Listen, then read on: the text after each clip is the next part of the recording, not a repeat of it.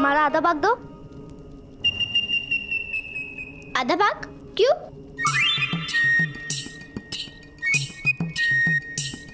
तुमने तो कहा था कि हम सामान ऊपर लाएंगे, तो तुम हमें आधा भाग दोगी? दो। अवश्य मिलेगा, किंतु तुम्हें पता नहीं है, यहाँ हस्तिनापुर में किसी को भाग मिलता नहीं है, बल्कि छीना पड़ता है। भ्राताकर्ण, यदि भाग मांगने से ना मिले तो उसे छीन लेना ही उचित होता है।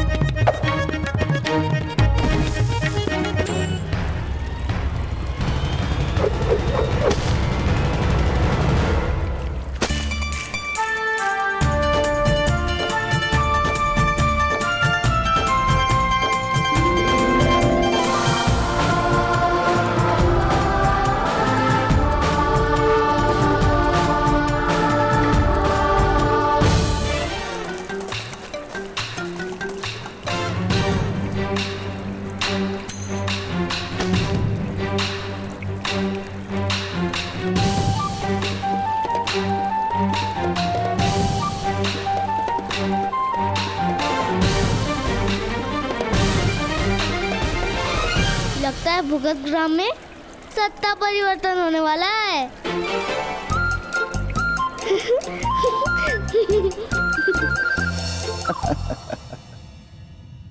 अधिरथ महोदय, हम जैसे दरिद्र लोग संबंधों में विश्वास रखते हैं, और जिनके पास सत्ता होती है उन्हें संबंधों से क्या, वे लोग सत्ता में ही तृप्त रहते हैं। यार छोड़िए, हमें इनसे क्या, हम बड़े लोगों की बड़ी बातें। पगड़ी जितनी बार बदलती है उतनी ही बार बालों की व्यवस्था बदलती है। इसीलिए ईश्वर ने बालों को लचकीला बनाया होगा, ताकि पगड़ी बदले तो बाल ना टूटे। इसी तरह हम निम्न जाति के लोग, सूत जाति के लोग लचकीले रहेंगे, और जब तक हम राजा के अनुकूल रहेंगे तब तक जीवित रहेंगे। किंतु अंत में तो सारे बाल झड़ जाते हैं ना?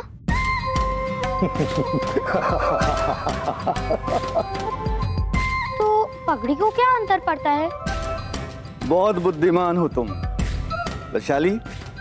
इसे कहते हैं बुद्धि, और जिसे तुम समझती हो उसे कहते हैं दुर्बुद्धि, समझी? अब कर्ण और शोण इस गांव में बसने आए हैं, उनसे कुछ सीखो। अधिरथ महोदय, आपको चिंता करने की कोई आवश्यकता नहीं है। आपको हस्तिनापुर में कोई असुविधा नहीं होगी। चलिए चलते हैं राज सेवक के पास और उनसे आपकी कार्यशाला निर्मित करने के लिए अनुमति मांगते हैं। कार्य करने के लिए अनुमति लेनी पड़ती है? अवश्य, ग्राम उनका है, राज सेवक हैं वो। यहाँ कौन व्यवसाय करेगा कौन नहीं, ये निर्णय करना उनका अधिकार है।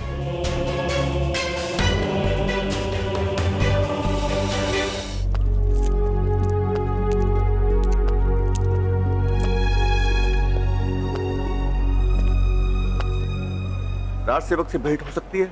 मैं तो प्रतीक्षा ही कर रहा था कि कब इनसे भेंट हो।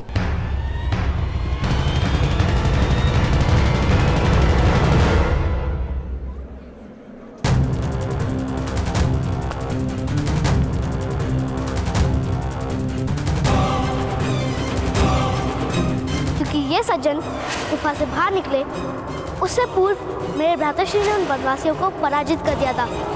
हाँ, हम कभी असत्य नहीं बोलते। आपका स्वागत है इस गांव में। कहिए सूत महोदय, क्या आशा लेकर पधारे हैं? रक्षक महोदय, हम महामंत्री की आज्ञा से आपके गांव में निवास करने वाले हैं। आपका इस गांव पर अधिकार है। हमें रथ निर्माण करके बेचने की अनुमति दीजिए कृपा करके। राजसभा में हमारा सम्मान होने वाला था। दूर वारणाव्रत नाम का एक नगर है, वहां के नगर रक्षक के पद पर हमारी नियुक्ति होने वाली थी, किंतु किसी कारण से हमें दंड मिला और इतना बड़ा सम्मान चला गया। नगर रक्षक का पद हाथ से चला गया और हम इन्हीं सूतों और लोहारों के गांव में बंदी बनकर रह गए।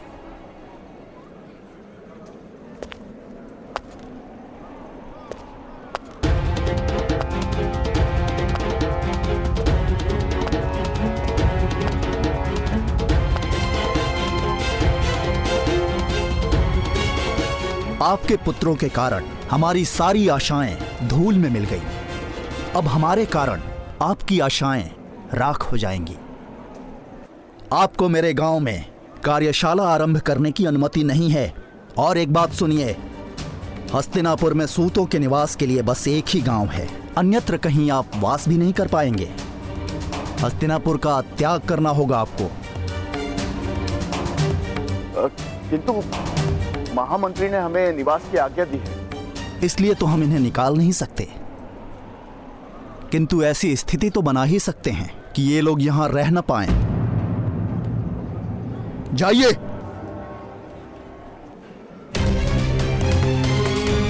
ठहरिए,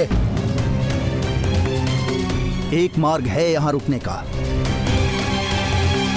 यदि आपका पुत्र हमारा दिया हुआ दंड भोग ले तो हम आपको कार्य करने की अनुमति दे सकते हैं। सुन लो सूतों, इस गांव की सीमा पर एक पाताल कूप है।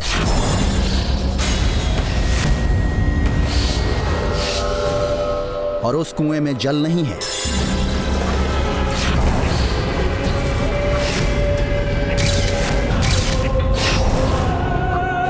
अपराधियों को उस कुएं में डाल दिया जाता है और जो अपराधी उस कुएं से स्वयं निकल आता है उसके अपराध क्षमा कर दिए जाते हैं।